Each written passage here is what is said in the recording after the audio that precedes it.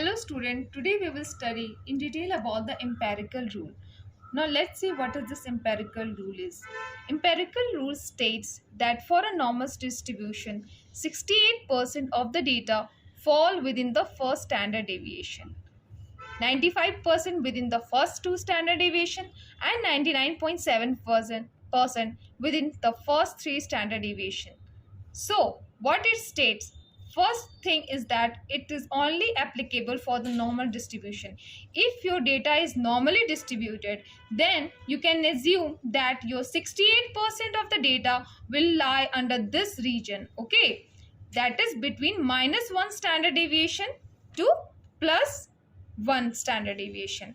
And you can also assume that 95% of the data will fall under this region, that is between -2 standard deviation and +2 standard deviation, and your 99.7% of the data will fall under this region, that is between -3 standard deviation and +3 standard deviation. This is what our empirical rule states, and this will also help us to know the rough idea of a probability of a number. So, if your data is normally distributed, then you can assume that your 68% of the data will lie under -1, will lie between -1 and +1 standard deviation, and your 95% of the data will lie between -2 standard deviation to +2 standard deviation, and your 99.7% of the data will lie between -3 standard deviation and +3 standard deviation.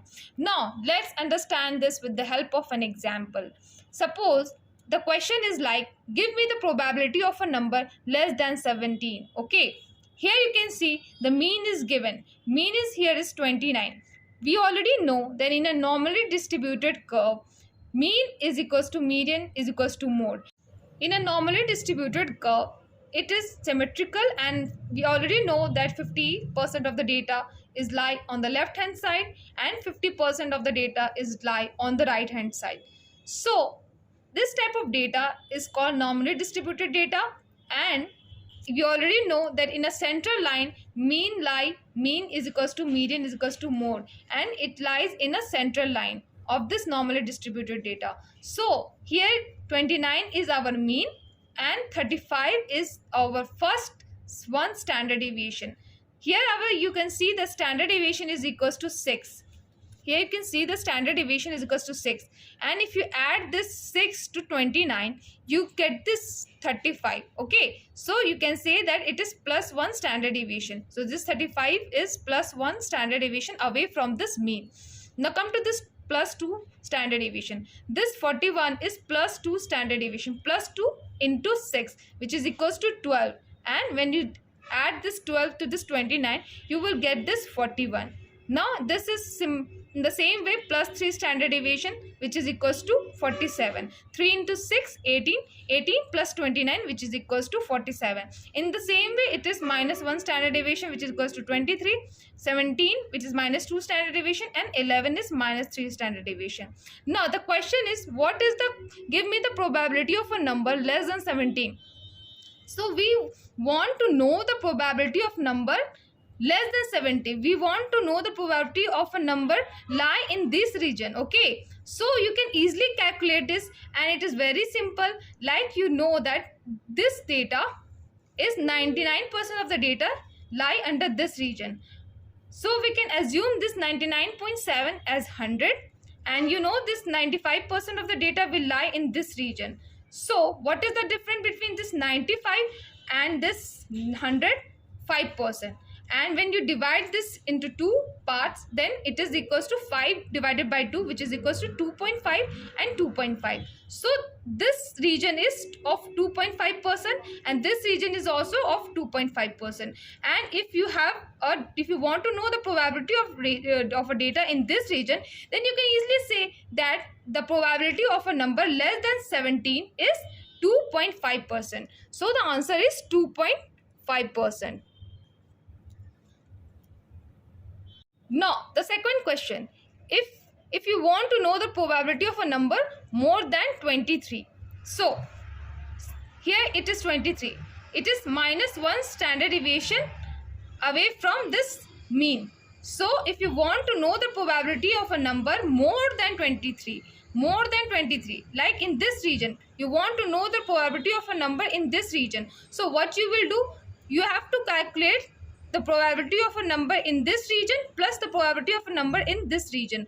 So you already know the probability of a number in this region is 50%, because the whole it is 100%, and in both the side it is 50%, 50%. So the in this region it is 50%. Now if you want to calculate the probability of a number in this region, what you will do, you already know that it is 68%.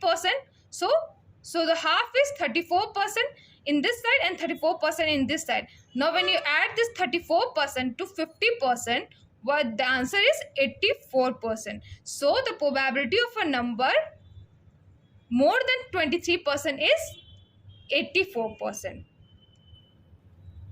So this is our probability of a number which is more than 23, and more than 23 means 84% of the data lie under this region, which is more than 23. Now if you want to know the probability of a number which is less than 18, so here you can see that 18 is not given. So how we can calculate this? So it is very difficult. How to calculate it? So can you draw a line? Assume that this is maybe 18. Okay. So even if you calculate this, the result will not be that accurate, isn't it? Because you already know that here we assume this as 100%, which is not actually 100, which is 99.7%. So with the help of empirical rule, we only get a rough idea of a probability of a number. This is not the exact value. So, and even the number is also not given in this distribution. So in that case, what you can do, you can draw a line, and this you can assume this as 18. And even if you roughly calculate the probability of a number, that number you can know that it will be not that accurate. So here comes the picture of z-score. With the help of z-score, we can able to calculate the exact probability of a number. So this we will study in our next classes. Thank you, student. And if you like my video, then please like and subscribe my channel, and meet you in the next video. Bye.